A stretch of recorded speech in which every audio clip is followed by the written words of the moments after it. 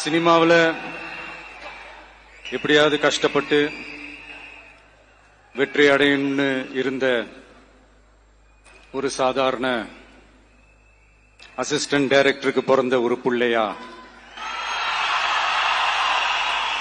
எனக்கும் வாழ்க்கையில வறுமைனா என்னன்னு எனக்கு நல்லாவே தெரியும், பசினா என்னன்னு எனக்கு நல்லாவே தெரியும். நான் ஒன்னும் பெரிய மன்னர் பரம்பரையிலிருந்தெல்லாம் வந்துடல. உங்களை மாதிரிதான், உங்கள ஒருத்த மாதிரிதான், உங்க குடும்பத்துல ஒருத்த மாதிரிதான், உங்க புள்ள மாதிரிதான், உங்க மகன் மாதிரிதான், உங்க அண்ணன் மாதிரிதான், உங்க தம்பி மாதிரிதான்.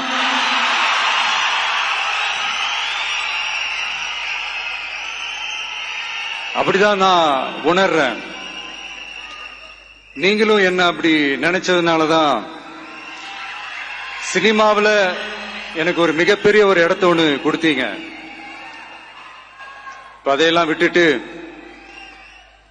உங்களுக்காக நன்றி கடன் செலுத்துறதுக்காக அரசியலுக்கு வந்த உங்க விஜய, இந்த விஜய, நீ வா விஜய், நாங்களா இருக்கோம், பாத்துக்கிறோம். விஜய் தம்பி நீ வா, நாங்க இருக்கோம். விஜய் தம்பி நீ வா, நாங்க இருக்கோம். அண்ணா நீ வாடா, நாங்களா இருக்கோம். நண்பா நீ வா நண்பா, நாங்களா இருக்கோம் சொல்லி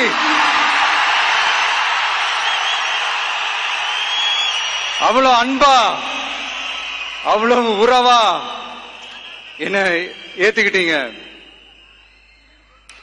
இந்த நேரத்தில் இதை நான் சொல்லணும். இந்த டிராவல்ல, இந்த ப்ராசஸ்ல எனக்கு எவ்வளவோ கஷ்டங்கள், எனக்கு எவ்வளவோ இந்த அவமானப்படுத்தினதெல்லாம் ஒரு பக்கம் இருந்தாலும், எனக்காக கூட நின்ன உங்களுக்கும் அதே மாதிரி கஷ்டங்கள், அதே மாதிரி அவமானங்கள், அதையெல்லாம் நீங்க பெருசா எடுத்துக்காம, அதையெல்லாம் நீங்க பொருட்டாவே எடுத்துக்காம, என்னோட வலிகளை, என்னோட வேதனைகளை உங்களோட தான் நினைச்சு என் கூடவே நின்னு இன்னைக்கு சி ஜோசப் விஜய் எனும் நான்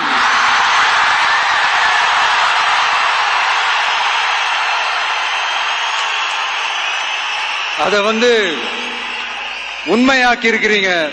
உண்மையிலே எனக்கு என்ன சொல்றதுன்னு எனக்கு தெரியல. என்னுடைய உறவுகளே, என்னுடைய சொந்தங்களே, நான் ஒன்னும் தேவ தூதன்லாம் கிடையாது. நானும் ஒரு இயல்பான ஒரு வாழ்க்கை வாழ்ற ஒரு சாதாரணமான மனுஷன்தான். நான் முன்னாடியே சொன்ன மாதிரி அது செய்வேன் இது செய்வேன்னு பொய்யான வாக்குறுதிகள்லாம் கொடுத்து உங்களை நான் ஏமாத்த மாட்டேன். எது சாத்தியமோ அது மட்டும்தான் நான் செய்வேன்.